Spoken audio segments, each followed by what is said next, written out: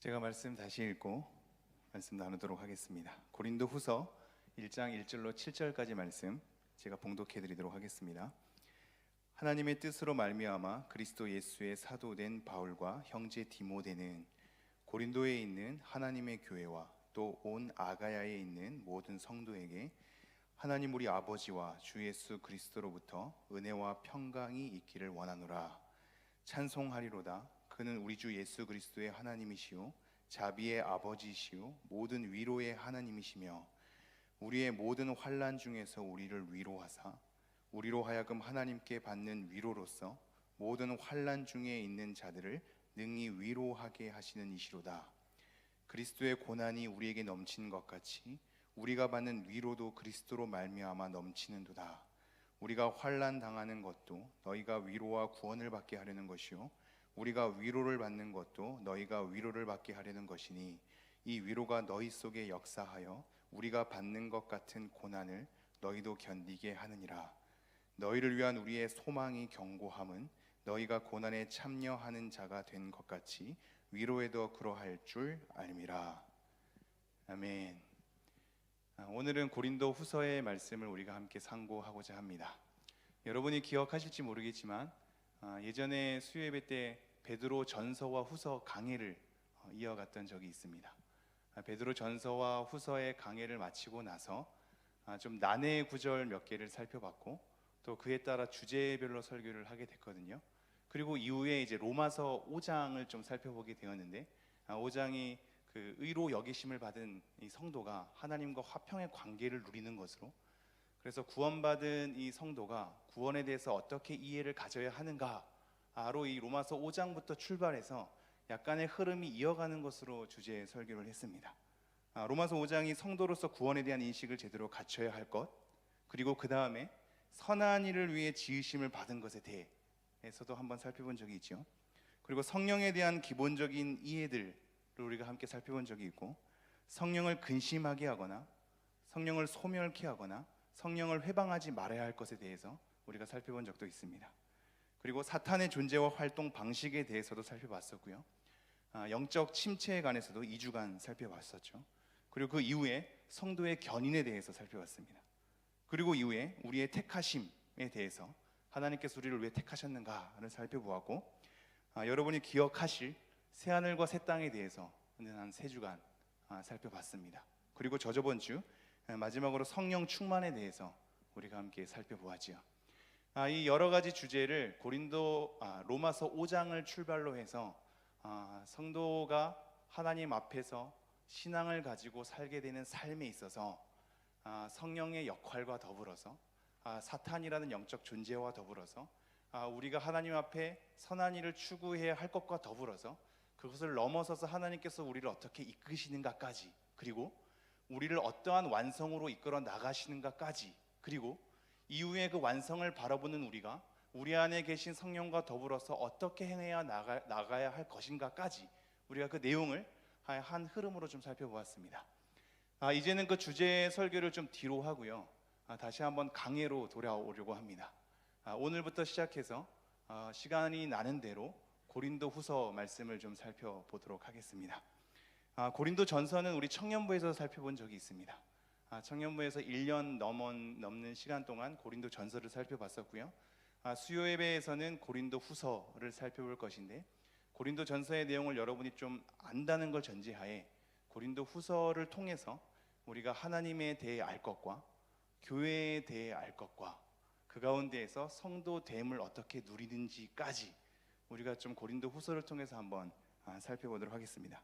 제가 고린도 후서 1장 1절 2절을 다시 한번 읽어드리도록 하겠습니다. 하나님의 뜻으로 말미암아 그리스도 예수의 사도된 바울과 형제 디모데는 고린도에 있는 하나님의 교회와 또 온 아가야에 있는 모든 성도에게 하나님 우리 아버지와 주 예수 그리스도로부터 은혜와 평강이 있기를 원하노라.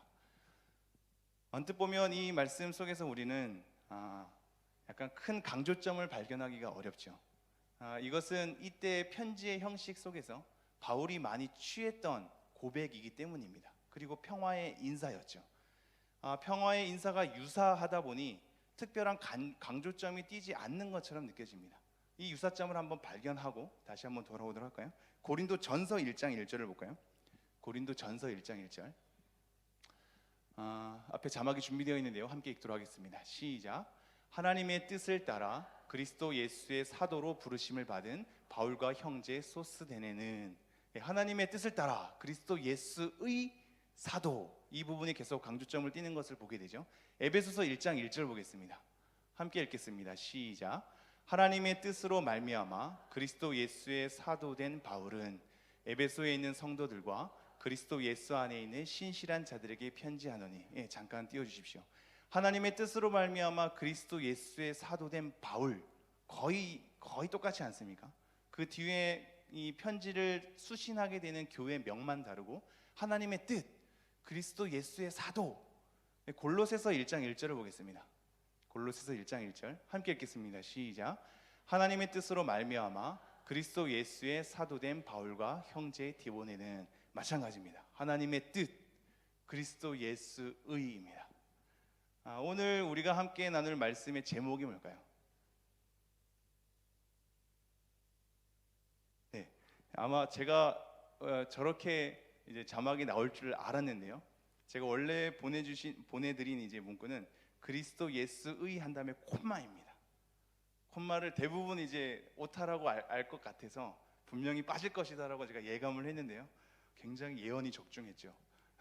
그리스도 예수의 콤마. 굉장히 순발력도 있으시군요. 예수의 콤마 그리고 환난과 위로입니다. 이 그리스도 예수의를 본절에서 좀 주목하고자 합니다. 지금 똑같은 어구로 우리가 지금 여러 가지를 확인했는데요. 이 고린도 후서의 1장 1절에 그리스도 예수의는 좀 다르게 읽힐 수 있습니다. 그것은 바울이 가지고 있는 배경 때문에 그렇습니다. 물론 에베소서나 골로새서도 옥중 서신이기 때문에 감옥에 있는 상황 가운데 자기 정체성에 관한 고백이 굉장히 의미가 있겠죠. 근데 지금 이 고린도 후서를 쓰게 되는 배경은 고린도 전서를 쓰고 나서 6개월 만에 고린도 후서를 쓰게 되거든요. 고린도 전서를 쓰기 얼마 후에 고린도 후서를 쓰는 겁니다. 고린도 전서도 수많은 교회들의 문제를 직면하게 되죠. 거기서 가장 중요한 것은, 고린도 전서에서 가장 중요한 것은 교만인데요. 이 교만은 자기로 가득 차 있기 때문에 말씀을 넘어갈 수 있거나 말씀이 감히 우리 안에 침투를 못하는 상태입니다. 여러분이 쉽게 얘기할 때 뭐 하나님보다 높아짐 이렇게 얘기하는데, 우리가 감히 하나님보다 높아질 수 없지요. 그런 언어조차도 우리 입에 담지 못하죠. 그런데도 교만하거든요. 그런 언어로서 우리를 희미하게 하는 것이 아니라 좀 더 들여다보면 우리 안에 나로, 내 자아로 가득 차 있기 때문에 말씀이 비집고 들어올 틈이 없는 겁니다. 다른 사람의 겉면이 비집고 들어올 틈이 없는 거죠. 내가 나로 가득 찬 겁니다. 그래서 말씀을 그냥 쉽게 넘겨버릴 수 있는 상태입니다.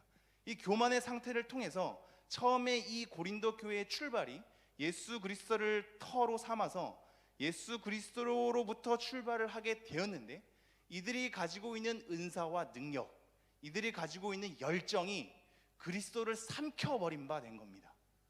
여러분, 이걸 명심해 주십시오. 우리가 그리스도 터 위에서 자라가다가 우리가 가지고 있는 은사, 우리가 가지고 있는 조건, 우리가 가지고 있는 능력, 우리가 가지고 있는 열정과 열심을 통해서 그리스도가 삼켜질 수 있다는 것을 명심해 주십시오. 그리스도가 삼켜져서 그리스도가 상실된 상태에 있는 것이 고린도 교회의 배경입니다. 이 가운데 여러 문제가 터지죠. 교만이 자리 잡고 있고, 그리스도의 터가 삼켜버린 바 되어서 그리스도라는 이 기초 자체가 상실되어 버리니 우후죽순으로 여러 분파들이 발생하죠. 내가 옳다거나 그 사람을 추종한다거나 오로지 모든 거 다 때려치고 우리는 오직 그리스도파다라는 것으로 그리스도를 자기 편으로 만들어버리는, 말씀파다 하면서 말씀을 자기 편으로 만들어버리는 습성들이 고린도 교회에 고스란히 담겨져 있으며, 이것을 통해서 여러 문제가 계속적으로 발생되죠. 고린도전서 5장에는 음행에 관해서 발생돼요. 7장에 가면 결혼의 문제에 대해서, 8장에 가면 우상의 제물에 관해서, 나중에 우상 숭배에 관해서도 또 거론이 되죠.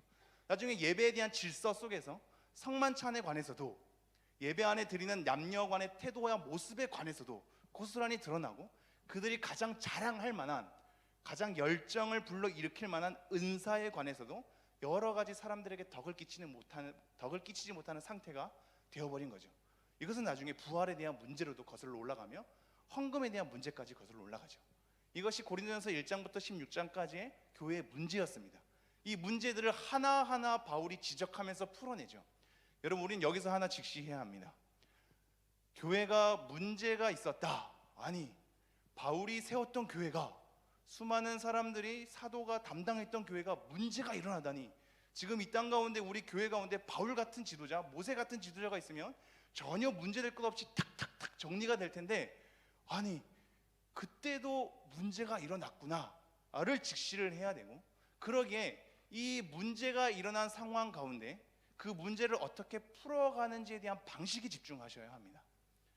늘 교회는 문제가 있었고, 교회는 죄인들이 모인 집단이기 때문에 늘 그리스도가 멸시된 바 되었습니다. 그리스도를 칭송하러 모인 단체 속에서 그리스도가 멸시된다는 모순은 항상 교회 안에 담겨져 있었죠. 그 가운데서 문제가 여러 가지 일어나고, 교회들은 그런 문제에 하나씩 하나씩 집중하면서 지금까지 하나님의 은혜로 이 땅 가운데 계속 이어져 왔습니다. 바울이 그런 문제를 하나하나씩 한 거죠.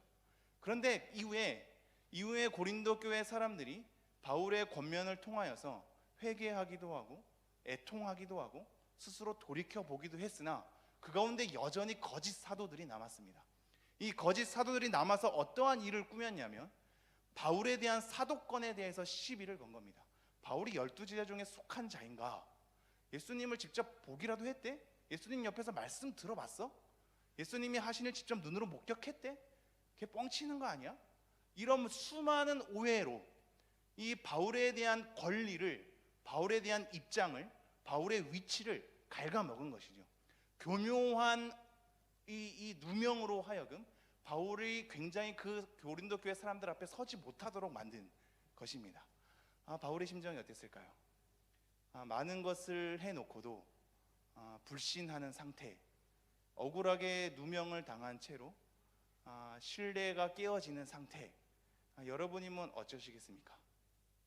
많은 것을 풀어줬는데, 끝까지 인내로서 담당했는데, 그들의 문제 앞에 나랑 상관없이 그냥 가버리면 그만인데, 전도여행 중에 나도 바쁜데, 그들의 문제까지 편지로 하나하나 쓰면서 담당했건만, 그들에게 돌아오는 것은 오히려 그들의 안에 있는 거짓 교사로 하여금 그들이 이렇게 그들과 동조를 해서 자기의 권위를 박탈하는, 자기에 대한 상실감이 아니라 자기가 담당하고 있는 복음에 대한 내용이 박탈당하는 그 느낌 속에 바울의 심정이 어땠을까요? 바울은 지금 그런 배경 속에 고린도 후서를 쓰고 있는 겁니다. 아무리 해도 나아지지 않는, 뭘 해도 억울한 누명 속에 있는 자기에 대한 삶을 어떻게 쳐다봤을까요? 사도된 자기에 대한 이 정체성을 바울은 어떻게 고민을 이어갔을까요? 제가 다시 한번 1장 1절 읽죠. 하나님의 뜻으로 말미암아 그리스도 예수의 사도된 바울과 형제 디모데는 고린도에 있는 하나님의 교회와 또 온 아가야에 있는 모든 성도에게. 여러분과 한번 삶을 돌아보면서 이 말씀을 봐주십시오. 수많은 사람들에게 퍼주었고, 그들에게 인내로서 담당했고, 그들의 문제 앞에 권면했고, 하나님 앞에 울면서 같이 애통해했고, 그러면서 신뢰관계를 쌓아왔고, 그런데 돌아오는 것은 불신과 배신, 오해, 억울함 뿐이었단 말이죠. 우리라면 어떨까요? 우리라면 다 때려치고 싶지 않을까요? 그죠? 너 됐어, 내가 퍼줄 만큼 퍼줬는데 이렇게 나온다 이거지? 됐어, 나도 널 상관하지 않을게, 너 맘대로 살아, 난 열심히 노력했어, 그런데도 안 되네, 어쩔 수 없어 라는 것으로 덮지 않을까요? 여기 구역장들 많이 있지 않습니까? 그죠? 리더들도 많이 있지 않습니까? 여러분의 힘겨운 마음을 많이 알죠. 퍼졌는데도, 그들을 위해서 기도했는데도, 그들에게 다가갔는데도 돌아오는 것은 매몰찬, 냉정한, 자기 멋대로인 상황을 마주하게 될 때 굉장히 힘겹지 않습니까? 구역장 안 하고 말지, 이렇게 되지 않나요? 우리라면 누구든지 그런 위기 속에 있을 것 같습니다. 바울 또한 그랬을 겁니다. 그래서 오늘의 이 구절이 바울의 상황 가운데서는 더 강조점 있게 읽혀야 할 것입니다. 우리는 수많은 환난을 마주하게 될 때, 수많은 어려움을 마주하게 될 때, 억눌림을 마주하게 될 때, 억울함을 마주하게 될 때 우리는 이렇게 얘기하죠. 하나님, 왜 가만히 내버려 두십니까? 하나님, 내가 이렇게 당하는 것이 하나님의 뜻입니까? 하나님 왜 저를 부르셨나요? 왜 저를 세우셨습니까? 왜 세워서 이렇게 우리의 관계 가운데 고충만 일어날 정도로, 수많은 다툼만 일어날 정도로 이렇게 뼈아픈 아픔만, 상실의 아픔만 겪을 수 있도록 이렇게 내버려 두시나요? 라는 것을 우리는 항변하겠지요. 바울도 그런 과정을 물론 겪었을 겁니다. 그럼에도 불구하고 6개월의 기간 동안 그 수많은 혼란 속에서, 수많은 자기 부인 속에서, 수많은 그들에 대한 원망 속에서, 하나님으로 향하는 삿대질 속에서 자기 정돈이 이루어지고 있죠. 그게 1장 1절입니다. 다시 한번 읽죠. 하나님의 뜻으로 말미암아 그리스도 예수의 사도된 바울과 형제 디모데는 하나님의 뜻을 자기가 겪어낸 인생을 통하여서 그것을 담아내고 있다라는 겁니다. 하나님 왜 이렇게 인도하나요? 이것이 하나님의 뜻입니까?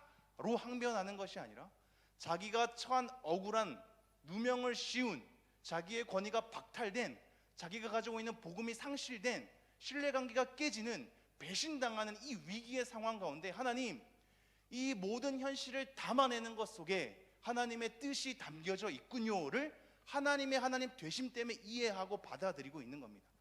하나님 뜻으로 자기의 사도됨을 저버리지 않죠. 그리고 자기의 소속됨을 그리스도 예수로 보는 겁니다. 그리스도 예수로 보는 겁니다. 여러분 어떠십니까? 여러분이 억울할 때, 여러분이 힘겨울 때, 여러분이 고통스러울 때 하나님 내게 왜 이런 고통을 주시나요?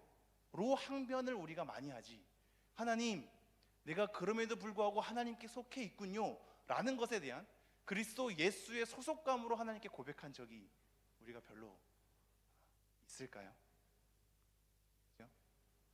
그 힘겨운 가운데 하나님 그럼에도 불구하고 나는 하나님께 속해 있는 자입니다. 하나님 이 수많은 어려운 현실 가운데서 여전히 나는 예수 그리스도의 것입니다 라고 우리가 고백해 본 적이 있을까요? 지금 바울은 그렇게 하고 있습니다. 하나님 나 다 때려치우고 싶어요. 하나님 내려놓고 싶어요. 하나님 안 할래요. 그 사람 꼴 보기 싫어요. 그 상황 가운데 나를 끌고 가지 말아주세요 라는 것으로 거절하고 자기 외면하는 것이 아니라 그 모든 것이 하나님의 뜻 안에 있음을 안고 가면서 여전히 그러한 어려운 현실 가운데서도 자기의 소속이 그리스도 예수 안에 있다라는 것을 고백하게 되죠. 흔들리지 않는 겁니다.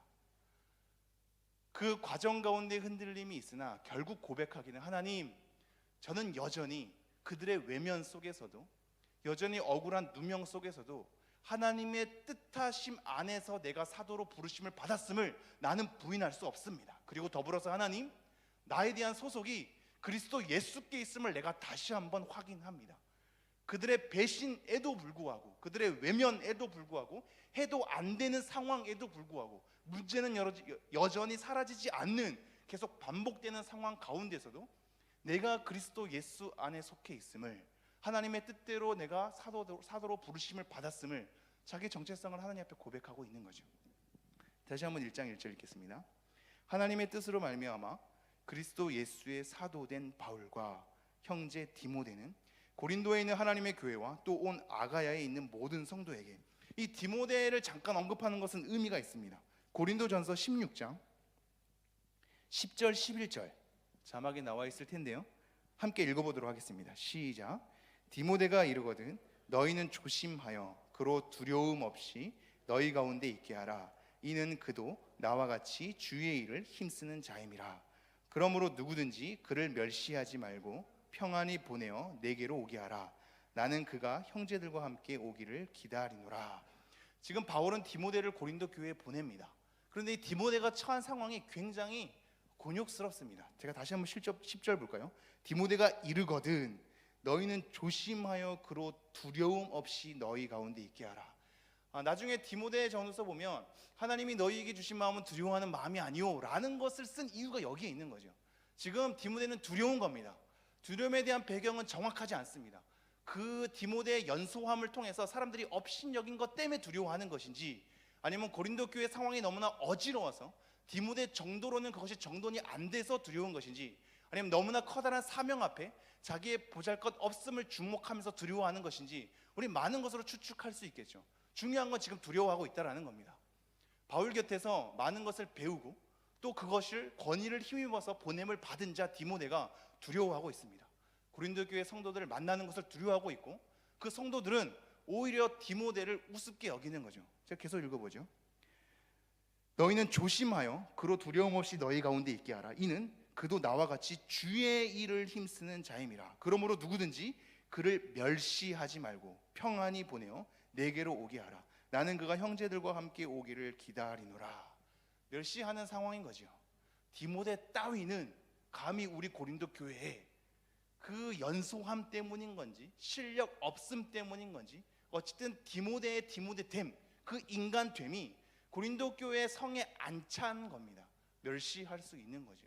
그 사람 따위는 몰아세울 때 지금 바울은 뭘 강조하고 있냐면 나와 같이 주의 일에 힘쓰는 자이다라는 것을 강조하고 있죠.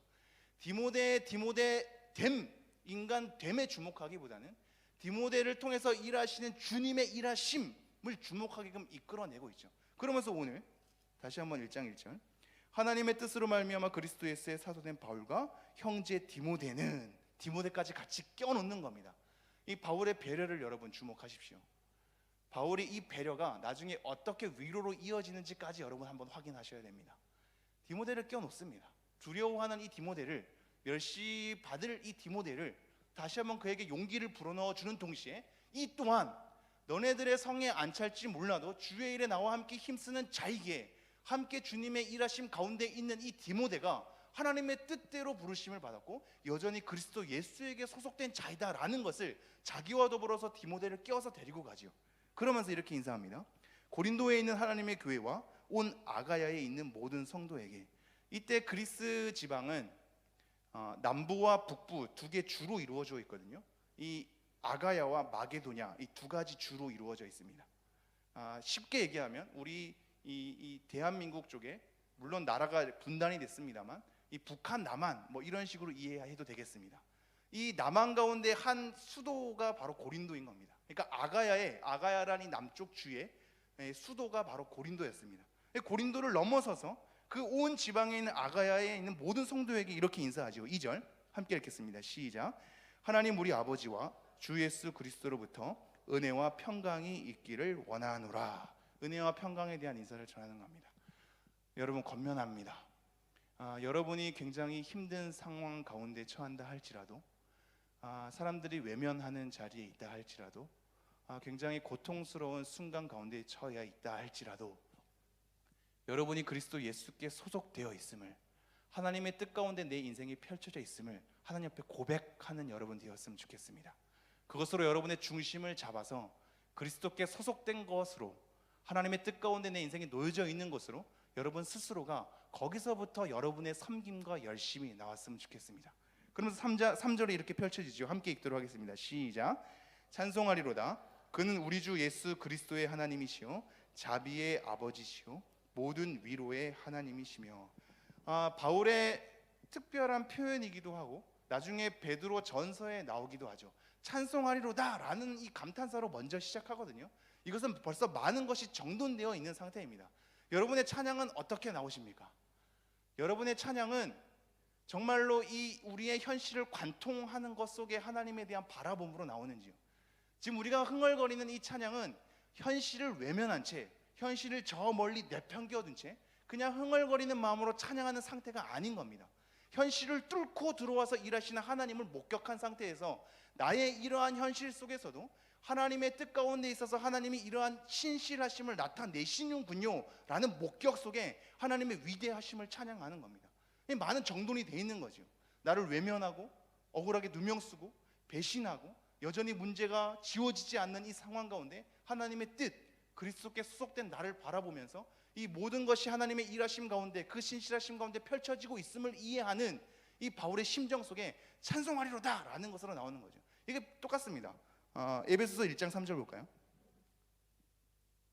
에베소서 1장 3절 함께 읽겠습니다. 시작. 찬송하리로다. 하나님 곧 우리 주 예수 그리스도의 아버지께서 그리스도 안에서 하늘에 속한 모든 신령한 복을 우리에게 주시되. 신령한 복이 어떤 것인지를 이해하고 그 모든 것이 정돈된 상태에서 현실을 뚫고 역사하신 하나님의 위대하심 앞에 찬송하리로다 라는 고백으로 시작하는 것이죠.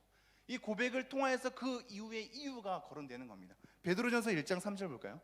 베드로전서 1장 3절 함께 읽겠습니다. 시작. 우리 주 예수 그리스도의 아버지 하나님을 찬송하리로다. 그의 많으신 긍휼대로 예수 그리스도를 죽은 자 가운데서 부활하게 하심으로 말미암아 우리를 거듭나게 하사 산 소망이 있게 하시며, 하나님의 긍휼, 우리를 거듭나게 하사 소망이 있게 하심에 대한 자기 정돈 속에서 하나님, 우리의 현실을 뚫고 하나님의 신실하심 가운데 일하시는 하나님의 위대하심을 내가 찬양합니다 라는 것으로 초두에 선언하면서 그 이유에 대해서 밝히고 있는 겁니다. 지금도 동일합니다. 1장 3절 찬송하리로다. 그는 우리 주 예수 그리스도의 하나님이시요 자비의 아버지시요 모든 위로의 하나님이시며, 이 찬송하는 것에 대한 이유를 거론하고 있죠. 그것이 뭐냐면 우리 주 예수 그리스도의 하나님이심 때문에, 그리고 자비의 아버지이시기 때문에, 그리고 위로의 하나님이시기 때문에입니다. 왜 그리스도의 하나님 되심이 찬송하는 것으로 넘어가는지는 이따 밑에서 한번 확인해 보죠. 지금 중요하게 눈으로 확인해야 할 것이 자비의 아버지입니다. 따라해 보시죠. 자비의 아버지. 따라해 보시죠. 위로의 하나님. 지금 자비의 아버지이시며 위로의 하나님이심을 찬미하고 있습니다. 자비와 위로가 하나님께로부터 옴을 본인 스스로의 신앙의 여정 가운데 정돈이 된 상태인 것이죠. 자비의 아버지랍니다. 우리를 긍휼히 여기시는, 불쌍히 여기시는, 애통하게 여기시는, 우리를 하나님의 가슴 가운데 묻으시는 것에 대한 아버지라십니다. 이 아버지 되심이 자비를 통하여서 우리에게 엮어지고 있다는 것을 주목하시고 위로의 하나님이심을 주목하십시오. 하나님이 여러분에게 위로가 되십니까? 하나님의 하나님 되심이 여러분에게 자비가 되시는지요? 지금 바울은 고백하고 있습니다. 뭘 찬양하냐면 자비의 아버지시요 위로의 하나님이심을 찬미하고 있습니다. 왜 이렇게 찬미할까요? 4절 볼까요? 4절 함께 읽도록 하겠습니다. 시작. 우리의 모든 환난 중에서 우리를 위로하사 우리로 하여금 하나님께 받는 위로로서 모든 환난 중에 있는 자들을 능히 위로하게 하시는 이시로다. 지금 위로의 하나님이, 자비의 하나님이 우리를 위로하는 방식에 대해서 주목해 보십시오. 제가 다시 한번 읽어볼게요. 4절. 우리의 모든 환난 중에서 우리를 위로하사 우리로 하여금 하나님께 받는 위로로서 모든 환난 중에 있는 자들을 능히 위로하게 하시는 이시로다. 우리가 환난 중에 있죠. 환난 중에 있는데 우리를 하나님께서 위로하셔서 어떠한 방식으로 이끄시냐면 우리로 하여금 하나님께 받는 이 위로로 말미암아 모든 환난 중에 있는 자들을 능히 위로하게 하신다고 얘기하고 있습니다. 이게 눈에 들어오십니까? 하나님께서 환난 받은 자들을 위로하게 하시고 이 사람들이 하나님께 받은 위로로 말미암아 다른 환난 중에 있는 사람을 위로하게 하신답니다. 여러분, 하나님의 위로를 어떻게 얻으시는지요? 우리가 자비의 아버지시요 위로의 하나님이시라고 고백했죠. 우리는 이 말씀을 들음으로 예배 가운데 하나님의 말씀을 들음으로 그 말씀이 주는 위로가 있을 겁니다. 그래서 성경에서 어떤 위로란 단어를 보면 마음에 말하다 라는 단어로 쓰고 있거든요. 우리 마음속에 하나님의 말씀이 심길 때 위로가 되죠. 때로는 우리가 기도할 때 처절하게 하나님께 엎드려서 울부짖을 때가 있죠. 하나님, 내 인생, 내 삶, 내 마음, 내 환경, 내 조건, 이 모든 것에 대해서 하나님께 터놓게 다 이 마음을 다 아뢰오고 난 다음에 그 눈물과 울부짖음 다음에 하나님께서 희한하게 만져주시는 위로가 있죠. 말씀과 기도를 통해서 우리가 경험하는 위로가 있을 겁니다. 그런데 오늘 본문은 뭐라고 얘기하냐면 우리의 삶의 환경 가운데 하나님으로부터 오는 위로를 받은 사람들을 통하여서 우리를 위로하게 하신답니다. 다시 한번 4절 제가 읽어볼게요. 우리의 모든 환난 중에서 우리를 위로하사 우리로 하여금 하나님께 받는 위로로서 모든 환난 중에 있는 자들을 능히 위로하게 하시는 이시로다. 여러분, 이 말씀은 이렇게 보셔야 합니다. 여러분이 당하는 환난이 여러분만을 위해서 주어진 것이 아니란 얘기입니다.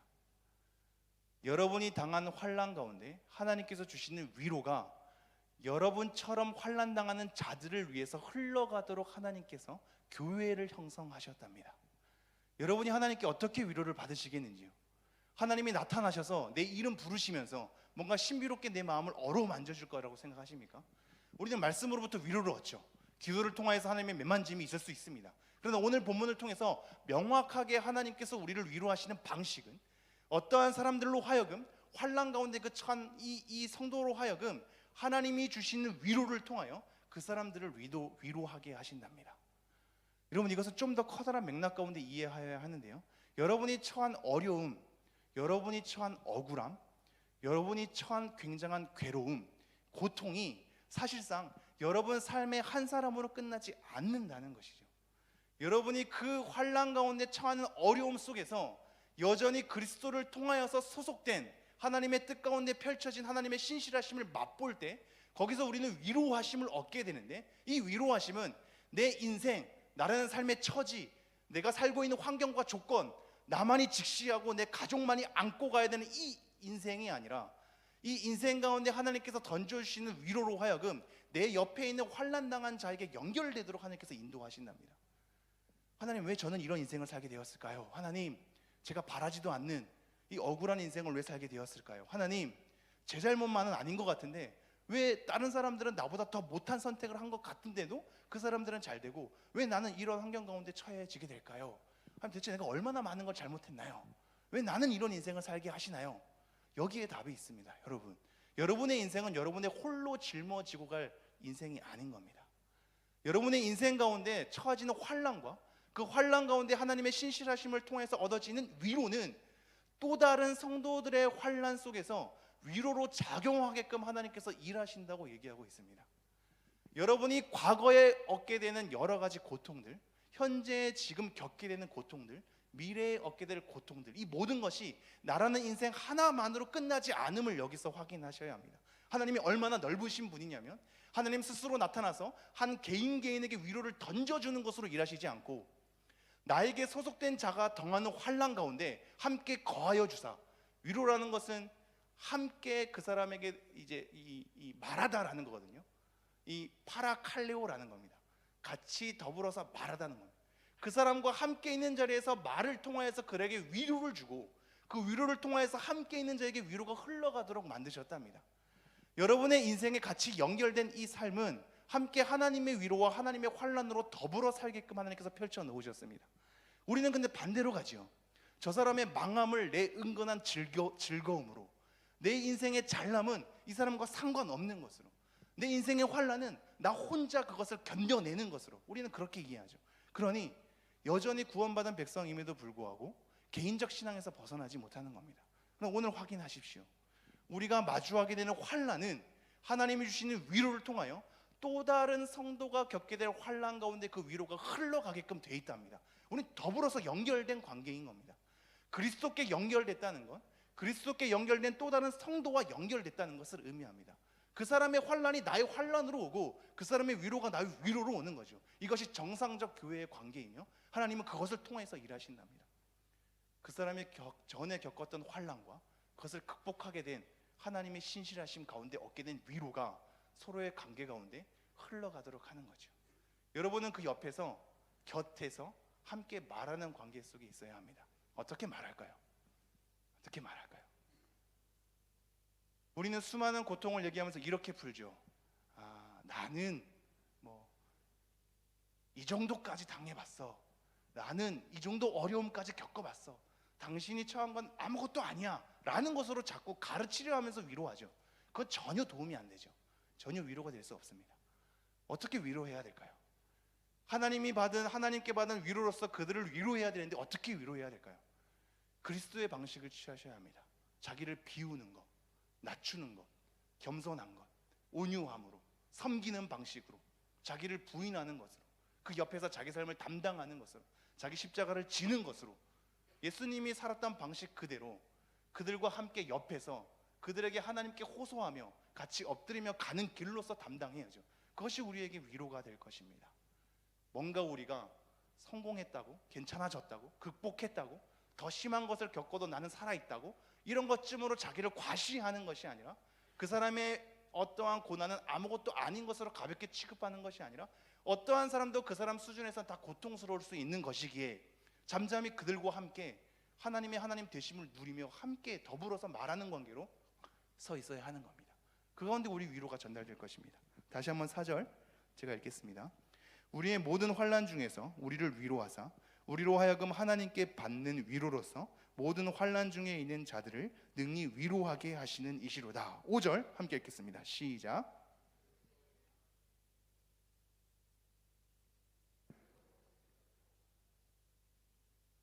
하나님이 환난당한 성도에게 주는 위로를 통하여 그 성도가 또 다른 환난당한 성도에게 위로를 흘려보내는 관계 가운데 하나님께서 위로의 방식을 취하셨다 그러죠. 우리의 삶이 그렇게 다 연결되어 있는 것이고, 우리의 환난당함이 또한 그것이 하나님께 위로로 얻은 그 위로가 우리의 단독적인 삶에서 끝나는 것이 아니라 더불어서 계속 이어져 가도록 지금 하나님께서 일하셨다고 했습니다. 근데 오늘 지금 이 5절 보면요, 제가 다시 한번 읽을게요. 그리스도의 고난이 우리에게 넘친 것 같이 우리가 받는 위로도 그리스도로 말미암아 넘치는도다. 여러분, 이것은 쉽게 이렇게 주목하시면 좋을 것 같습니다. 지금 그리스도께 뭐와 뭐가 나오냐면 고난과 위로가 함께 나온다라는 사실입니다. 그리스도께 뭐가 나온다고요? 고난과 위로입니다. 우리가 환난을 얻게 되는 것은 그리스도의 고난으로 더불어서 펼쳐지는 삶입니다. 이것이 여러분이 조금 더 잘 받아들였으면 좋겠는데요, 그리스도가 그리스도의 삶 가운데 얻게 되는 순환은 그리스도에게만 그쳐지는 것이 아니라 그리스도가 받게 되는 모든 고난은 우리의 환난으로 더불어서 펼쳐지게 되어 있습니다. 그러므로 환난받지 않는 성도는 사실상 성도가 아닐 수 있는 겁니다. 이해가 되실까요? 그리스도의 고난은 그리스도의 단독적인 삶에서 끝나는 것이 아닙니다. 그리스도의 남은 고난이 우리 교회에게 짊어지는 것이 여기에 있는 거죠. 그리스도의 그 고난은 그리스도와 수속된 모든 성도에게 흘러가게 되어 있습니다. 그러니 그 고난이 우리에게 낯설지 않아야 하는 거죠. 그 고난 가운데 주시는 위로 또한 있기 때문입니다. 그리스도의 고난이 우리의 환난으로 이어지듯 그리스도가 겪게 되는 위로가 우리의 위로로서 흘러가는 겁니다. 그러므로 여러분 주목하십시오. 여러분이 하나님 앞에서 하나님 힘듭니다, 하나님 어렵습니다, 하나님 너무나 괴롭네요, 고통스럽네요, 하나님 수많은 배신 속에 어찌할 바를 모르겠네요 라는 힘겨움만 호소하고 있다면 여러분은 지금 그리스도의 고난에만 시선을 머문 겁니다. 지금 또 다른 걸 발견해 주십시오. 뭐가 또 있다고요? 위로. 여러분, 그리스도께 위로를 받으십니까? 그리스도께 위로를 받으셔야 합니다. 그리스도께 위로를 받으셔야 합니다. 그 어떠한 사람도 대체할 수 없는, 어떠한 상황으로도 어떠한 삶의 결과로도 우리의 마음을 채울 수 없는, 우리 가운데 아무도 해결하지 못하는 그 공허함을 그리스도께 얻으셔야 합니다. 그리고 그 그리스도께 얻는 위로는 나와 유사한 아니면 나보다도 더 가혹한 상황 가운데 환난을 당하고 있는 성도에게 그 위로가 흘러가게끔 하셔야 합니다. 그리고 그 흘러가는 위로를 통하여 그 사람은 그리스도의 위로를 얻을 것입니다. 우리의 삶은 고난으로만 점철되어 있지 않죠. 그리스도께로부터 나오는 이 위로까지 있음을 명심하십시오. 우리의 힘겨움이 그리스도와 더불어서 펼쳐지는 것을 이해하는 동시에 하나님, 이것으로 그쳐지지 않습니다. 위로 또한 그리스도께 나오니 하나님 저를 위로하여 주십시오 라는 것으로 위로를 받아낼 줄 아셔야 합니다. 그리스도의 그리스도 되심 때문에 내가 그 가운데 위로를 얻게 되는 거죠. 다시 한번 5절이요. 그리스도의 고난이 우리에게 넘친 것 같이 우리가 받는 위로도 그리스도로 말미암아 넘치는도다. 6절 함께 읽겠습니다. 시작. 우리가 환난 당하는 것도 너희가 위로와 구원을 받게 하려는 것이요 우리가 위로를 받는 것도 너희가 위로를 받게 하려는 것이니 이 위로가 너희 속에 역사하여 우리가 받는 것 같은 고난을 너희도 견디게 하느니라. 우리가 환난 당하는 것, 우리와 너희를 비교한 것을 보십시오. 하나님께로부터 환난 가운데 당한 성도가 바른 위로를 다른 사람에게 흘러간다고 얘기하지 않습니까? 지금 이 우리와 너희를 비교하고 있는데 우리가 환난 당하는 것은 너희로 하여금 위로를 얻게 하고 구원을 얻게 하는 것으로 하나님이 작용하시는 것이다. 그리고 또한 우리가 위로를 받는 것 또한 너희에게 위로를 흘러가게끔 하시는 하나님의 일하시는 방식인 것이다 라는 것으로 우리와 너희를 계속 엮고 있습니다. 여러분, 성도됨은 여러분의 개인의 삶을 개인으로 책임지지 않는 것을 의미합니다. 개인의 잘남으로 만족되는 상태도 아니고 개인의 환난으로 주저앉는 상태도 아닙니다. 하나님, 왜 나에게 이런 삶을 허락하셨나요? 하나님, 왜 나는 이런 처지 속에 있나요? 하나님, 저 사람들은 잘 사는 것 같은데 나는 왜 이러나요?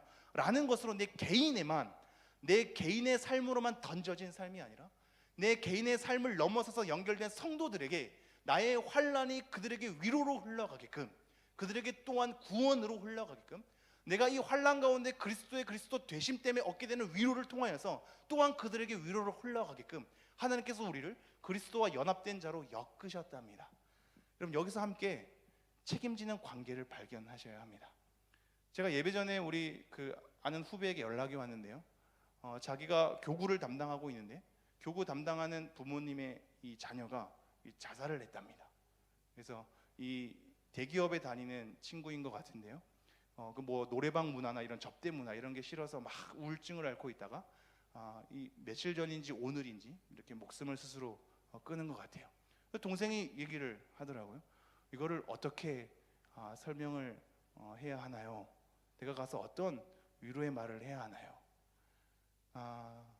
이 내용에 관해서 이 자살한 사람이 나중에 이후에 어떻게 되느냐, 뭐 어떠한 위로의 말을 하느냐, 이건 모든 것을 우선 차치하고 중요한 것은 개인의 목숨 끊음은 사실상 사회적 책임 가운데 있는 겁니다.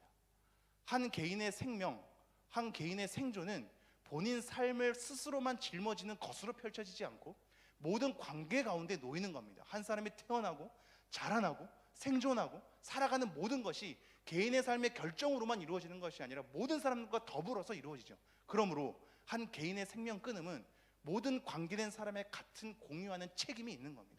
아픈 거죠. 미안해해야죠. 그 사람의 삶과 내 삶이 엮여있지 않다고 무감각해지는 것이 아니라 미안해해야죠. 함께 사회적으로 연결되어 있는 관계 가운데 나는 그것에 대해서 여전히 신경 쓰지 못했구나라는 것으로 미안해야죠. 우리 개인의 삶은 개인의 삶으로 끝나지 않는 겁니다. 같이 연결되어 있고 하나님은 그 속에서 서로의 위로를 받게 하셨습니다. 우리가 당한 환난은 스스로 짊어지는 것이 아니고 그 환난을 넘어서는 위로를 통하여 같이 공유하는 것으로 펼쳐지게 하셨습니다. 그래서 마지막 이런 고백을 하죠. 7절 함께 읽겠습니다. 너희를 위한 우리의 소망이 견고함은 너희가 고난에 참여하는 자가 된 것 같이 위로해도 그러할 줄 알미라.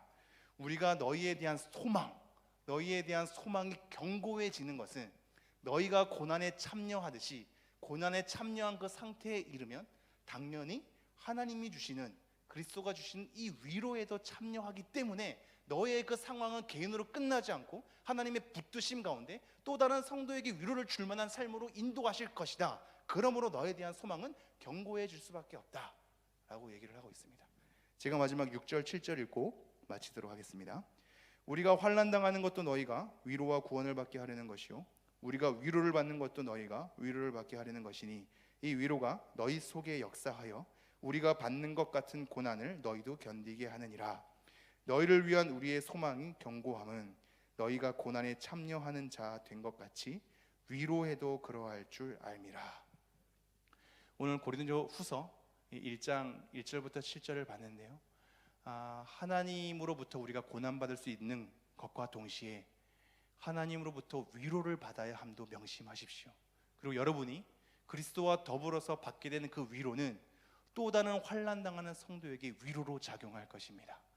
여러분이 처한 환경은 여러분 삶 혼자만의 삶으로 끝나는 것이 아니라 수많은 환난당하는 자에게 연결되는 삶으로 펼쳐질 것입니다.